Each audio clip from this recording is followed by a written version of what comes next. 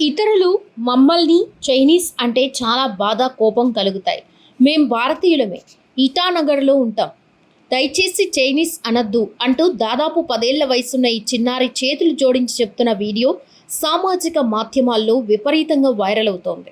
దేశానికి ఓ మూలగా సరిహద్దులో ఉన్న ఈశాన్య రాష్ట్రాల ప్రజలు తరచూ ఎదుర్కొనే వివక్షకి 56 సెకన్ల ఆ వీడియో అద్దం పడుతోంది. రూపురేఖల ఆధారంగా వ్యక్తులని గుర్తించే ధోరణిని ఈ అరుణాచల్ ప్రదేశ్ చిన్నారి ప్రశ్నిస్తోంది. వైవిధ్యమే భారతదేశ బలమంటూ ఈ బాలిక వీడియోకి నెటిజన్ల నుంచి విపరీతమైన మద్దతు లభిస్తోంది. ఈ చిన్నారి మాటలు నేరుగా మనసును తాకుతున్నాయి. నిజమైన భారతీయత అంటే ఏమిటో చెబుతున్నాయి.